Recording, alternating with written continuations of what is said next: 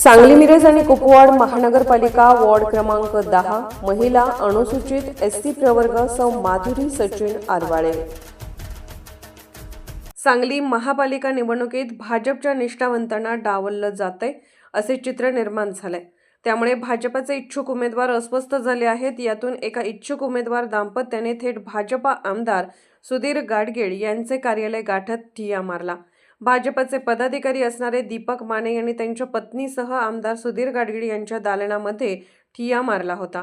पक्षासाठी खस्ता खाऊन देखील ऐनवेळी उमेदवारी डावलण्यात येत असल्याची भावना निर्माण झाली असून विद्यमान आमदारांकडून याबाबत कोणती स्पष्ट केली जात नसल्याचा आरोप यावेळी दीपक माने यांनी केला आहे। ते पण रुकणार नाही। आम्ही दादांना कित्येक वेळा फोन केलेला आहे। याच्या आधी पण दादांना फोन केला, दादांनी फोन उचललेला नाही। इथं येऊन भेटून सुद्धा मी एक वेळा दादांना केलेले। त्यावेळेस दादा म्हटले की सर्वेत काय असेल ते होईल। आता त्यांचा सर्वे जास्त असेल तर ठीक आहे, पण तो कसा सर्वे जास्त ठीक आहे ते त्यांनी आम्हाला सांगितलं। तुमच्या अन्याय झाला, आमच्यावर अन्याय झाला। आम्हाला दादांनी काय असेल ते स्पष्ट सांगावं की बाबा रे असं असं आहे, त्यांचं काम श्रेष्ठ आहे, तुमचं काम कमी आहे, ठीक आहे, आम्ही मान्य करायला तयार, पण कसं श्रेष्ठ आहे ते तुम्ही आम्हाला सांगा। मी प्रतिभा माने, आम्ही 2014 पासून BJPचं एकनिष्ठपणाने काम करतोय आणि आता महापालिका निवडणुका आलेल्या आहेत आणि 2014 पासून आम्ही तर काम करतोय एकनिष्ठपणाने। आणि आता यावेळेला महापालिका निवडणुकीमध्ये आम्हाला असं कळतंय की आम्ही ओबीसी महिलामधून तिकीट मागितलेलं आहे। ओबीसी महिलामधून एका नवीनच महिलेला उमेदवारी देण्यात येणार आहे असं आम्हाला कळालेलं आहे। मग उमेदवारी देणार आहे, ठीक आहे, आम्हाला काही प्रॉब्लेम नाही आहे, आम्ही काही पक्षाच्या विरोधात नाही आहे। जर त्यांनाच द्यायचं असेल तर देऊ देत, पण आमच्यापेक्षा श्रेष्ठ आहेत काय, त्यांनी कामं केलेली आहेत काय हे आम्हाला दादांनी सांगावं। दादांनी सांगितलं की आमच्यापेक्षा ते श्रेष्ठ आहेत, आमच्यापेक्षा जास्त कामं त्यांची आहेत, आम्हाला स्पष्ट सांगू देत, आम्ही त्यांचा झेंडा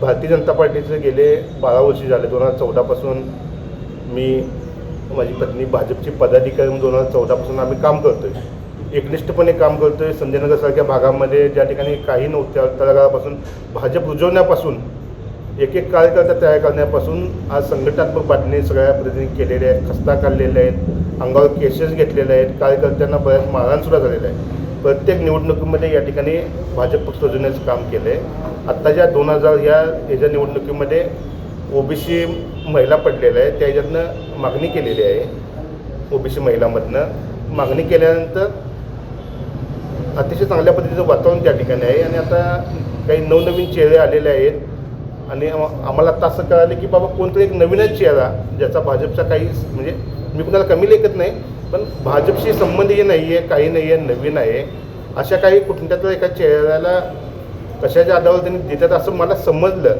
नक्की आहे का नाही समजलं, मग ते आम्ही आमदार सुधारा गाडगीळांना आम्ही भेटण्यासाठी आलो आहे। एका आंदोलन नाही आहे, दादांना भेटण्यासाठी आलो आहे। दादा हे खरं आहे का, असलं तर बाबा हे कसं, हे कशाच्या आधारे आमच्यापेक्षा म्हणजे कामानं जास्त आहेत, सर्वेनं जास्त आहेत किंवा पक्षामध्ये आमच्यापेक्षा जुने आहेत, एकदा आम्ही समजावून सांगितलं तर आमची काय हरकत नाही, आम्ही त्यांचा झेंडा घेऊन आम्ही फिरणार आहे। ते सुधीर दादांना भेटण्यासाठी आलो आहे। दादांना फोन करतो, दादा फोन उचलत नाही आहेत। दादा आले की दादांना भेटून काय बाबा हे खरं आहे का, आणि खरं असलं तर हे असं का, ते कशाच्या आधारे म्हणजे आमच्यापेक्षा कामाच्या आधारे सर्वेच्या आधारे किंवा कशाच्या आधारे ते श्रेष्ठ आहेत हे त्यांनी आम्हाला एकदा समजावून सांगितलं तर आमची काय अडचण नाही त्यांच्या आपण करू आणि ते समजावून सांगावं असं आम्हाला म्हणणं आहे. एवढं वर्ष झालं तुमच्यासाठी पक्षासाठी आम्ही खस्ता खातोय, काम करतोय, जीवाचं रान केलं आहे, घरदार संसारसुद्धा आम्ही त्या ठिकाणी केलेला आहे. तर तुम्ही आम्हाला या ठिकाणी विश्वासात घेणं गरजेचं आहे आणि ते कुठं तर घेतलं जात नाही, फोन उचलला जात नाही, ही एवढी आमची खंत आहे. त्यासाठीच मी या ठिकाणी दादांना भेटलेला आहे. दादा फोन उचलत नाही, दादा आमचे नेते आहेत, आमच्यासाठी पितृतुल्य आहेत, त्यांनी आम्हाला विश्वासात घेऊन या गोष्टी सांगाव्यात असं आम्हाला वाटतंय. किती वेळ झालं मी आता बऱ्याच गोष्टी झालं बसलेल्या दादांना भेटायला लागलोय. दादा भेटले की दादांच्याकडे घेणार, दादांच्या विरोध नाराजी नाही आहे, काही नाही आहे, पण आमच्यासाठी ते पितृतुल्य आहेत. त्यांनी मग आम्हाला समजावून सांगावं.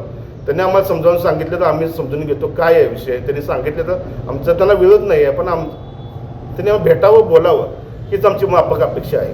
दादा आल्याशिवाय दादांना मला भेटायचं आहे, बोलायचं आहे, त्यांनी मला सांगू दे समजावून.